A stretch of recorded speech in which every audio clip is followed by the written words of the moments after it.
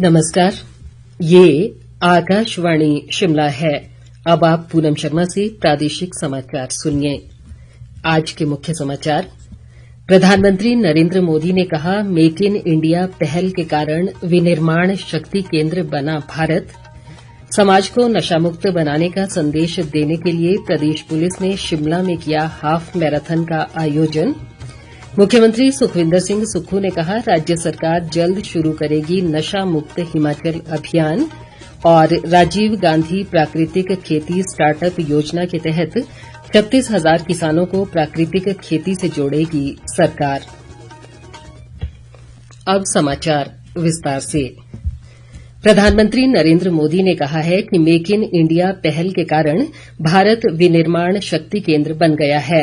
आकाशवाणी से आज मन की बात कार्यक्रम में उन्होंने कहा कि इस अभियान से निर्धन और मध्यम वर्ग सहित सूक्ष्म, लघु और मध्यम उद्यमों को काफी लाभ हुआ है। इस अभियान ने प्रत्येक वर्ग के लोगों को अपनी प्रतिभा प्रदर्शित करने का अवसर दिया है। प्रधानमंत्री ने पौधरोपण के महाअभियान एक पेड़ मां के नाम में भाग लेने के लिए लोगों को प्रेरित करते हुए कहा कि पूरे समाज को इस अभियान के आश्चर्यजनक परिणाम मिले हैं। जब हमारे दृढ़ संकल्प के साथ सामूहिक भागीदारी का संगम होता है तो पूरे समाज के लिए अद्भुत नतीजे सामने आते हैं। इसका सबसे ताजा उदाहरण है एक पेड़ मां के नाम। ये अभियान अद्भुत अभियान रहा। जन भागीदारी का ऐसा उदाहरण वाकई बहुत प्रेरित करने वाला है। पर्यावरण संरक्षण को लेकर शुरू किए गए इस अभियान में देश के कोने कोने में लोगों ने कमाल कर दिखाया है। प्रधानमंत्री ने मन की बात कार्यक्रम के 10 वर्ष पूरा होने पर आकाशवाणी, दूरदर्शन और प्रसार भारती के कर्मचारियों के प्रयासों की सराहना भी की। उन्होंने कहा कि मन की बात के करोड़ों श्रोता इस यात्रा में उनके साथ रहे हैं और देश के प्रत्येक कोने से जानकारी उपलब्ध कराई है। मन की बात की इस लंबी यात्रा के कई ऐसे पड़ाव हैं जिन्हें मैं कभी भूल नहीं सकता। मन की बात के करोड़ों श्रोता हमारी इस यात्रा के ऐसे साथी हैं जिनका मुझे निरंतर सहयोग मिलता रहा। देश के कोने कोने से उन्होंने जानकारियां उपलब्ध कराई। मन की बात के श्रोता ही इस कार्यक्रम के असली सूत्रधार हैं। मन की बात ने साबित किया है कि देश के लोगों में पॉजिटिव जानकारी की कितनी भूख है।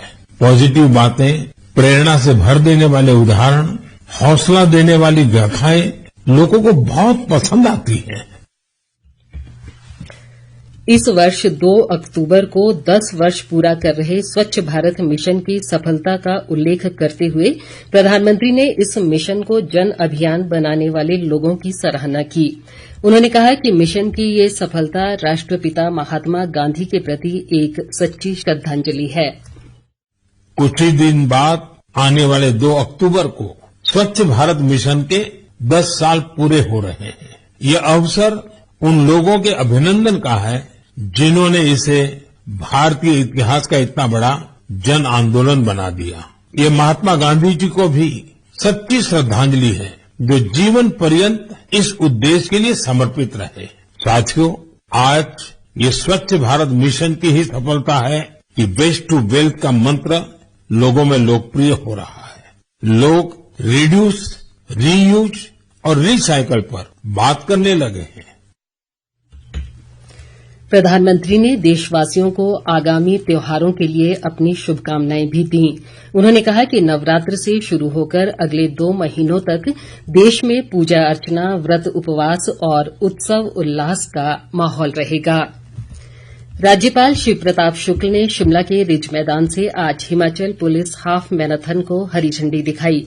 इस मैराथन में प्रतिभागियों ने नशा मुक्त हिमाचल के लिए दौड़ लगाई और समाज को नशा मुक्त बनाने का संदेश दिया गया। इस अवसर पर राज्यपाल ने हिमाचल प्रदेश को नशा मुक्त बनाने के लिए सभी से एकजुट होकर कार्य करने का आह्वान किया। उन्होंने उम्मीद जताई कि पुलिस का ये प्रयास नशा मुक्त हिमाचल के अभियान को घर घर तक पहुंचाने में सहायक सिद्ध होगा। राज्यपाल ने नशा मुक्ति के लिए पंचायत स्तर पर कार्यक्रम चलाने पर बल दिया। इस बीच ग्रामीण विकास मंत्री अनिरुद्ध सिंह ने मैराथन के विजेता प्रतिभागियों को सम्मानित किया। प्रदेश पुलिस महानिदेशक अतुल वर्मा भी इस दौरान मौजूद रहे।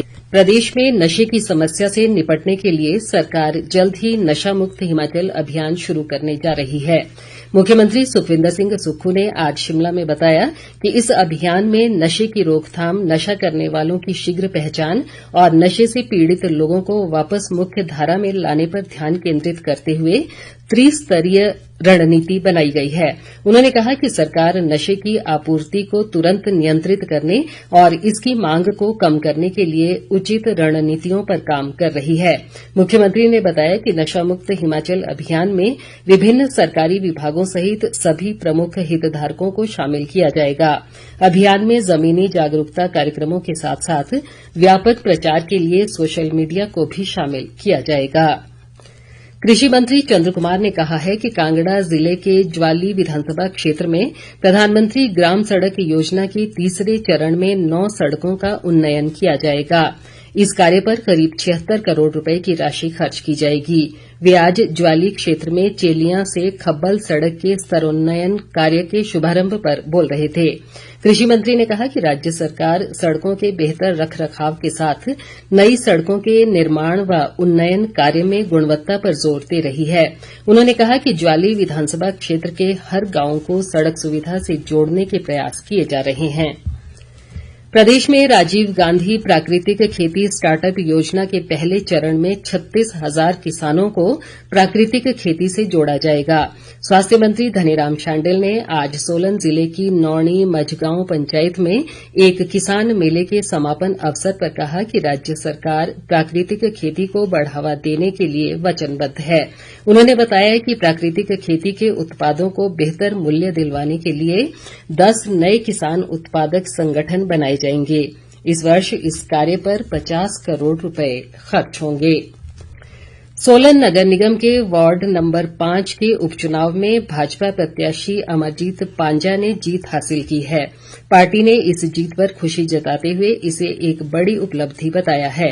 विपक्ष के नेता जयराम ठाकुर ने इस जीत के लिए सोलन की जनता का आभार जताते हुए कार्यकर्ताओं को बधाई दी है। वहीं दूसरी ओर प्रदेश भाजपा अध्यक्ष राजीव बिंदल ने कहा कि ये सरकार की झूठी गारंटी और जनता पर महंगाई के बोझ के खिलाफ वोट है। पूर्व केंद्रीय मंत्री व सांसद अनुराग ठाकुर, सांसद सुरेश कश्यप सहित अन्य नेताओं ने भी इस जीत पर कार्यकर्ताओं को बधाई दी है। ग्रामीण विकास व पंचायती राज मंत्री अनिरुद्ध सिंह ने कहा है कि प्रदेश सरकार हर क्षेत्र का एक समान विकास कर रही है। शिमला जिले में ठियोग क्षेत्र के धंगाली में आज बिशु मेले के अवसर पर उन्होंने कहा कि मुख्यमंत्री सुखविंदर सिंह सुक्खू के नेतृत्व में हिमाचल प्रदेश आत्मनिर्भर राज्य बनने की दिशा में बढ़ रहा है। उन्होंने धंगाली में पंचायत भवन का भी लोकार्पण किया। स्थानीय विधायक कुलदीप राठौर भी इस दौरान मौजूद रहे। कांगड़ा जिला मुख्यालय धर्मशाला में आज 25वीं राज्य स्तरीय वन खेलकूद व ड्यूटी प्रतियोगिता आयोजित की गई। इस प्रतियोगिता में मार्च पास्ट में धर्मशाला पहले स्थान पर रहा। इसी तरह 800 मीटर की दौड़ के पुरुष वर्ग में मंडी के कुलविंदर, जबकि महिला वर्ग में नाहन की मनीषा ठाकुर पहले स्थान पर रहीं। मुख्य संसदीय सचिव सुंदर सिंह ठाकुर ने विजेताओं को सम्मानित किया। प्रतियोगिता में 800 वन कर्मचारियों ने हिस्सा लिया। भारत विकास परिषद हिमाचल प्रदेश द्वारा प्रांत स्तरीय भारत को जानो व राष्ट्रीय समूह गान प्रतियोगिता आज कसौली के सनावर में करवाई गई। भारत को जानो प्रतियोगिता में DAV public school new Shimla, जबकि समूह गान में दयानंद पब्लिक स्कूल ने पहला स्थान हासिल किया। हिमाचल प्रदेश व्यावसायिक शिक्षक संघ ने व्यावसायिक शिक्षा से कंपनियों को बाहर करने की मांग की है। संघ के अध्यक्ष अश्वनी डटवालिया और महासचिव नीरज बंसल ने शिमला में एक पत्रकार सम्मेलन में कहा कि यदि उनकी ये मांग पूरी नहीं की गई तो आगामी 1 नवंबर से प्रदेश सरकार के खिलाफ आंदोलन शुरू किया जाएगा। उन्होंने कहा कि कंपनी वर्ष 2013 से लगातार शिक्षकों का शोषण कर रही है और उन्हें समय पर वेतन नहीं मिल रहा है। इसके अलावा कंपनी व्यावसायिक शिक्षकों पर कंपनी के कार्यों को करने का अतिरिक्त बोझ भी डाल रही है। अंत में मुख्य समाचार एक बार फिर।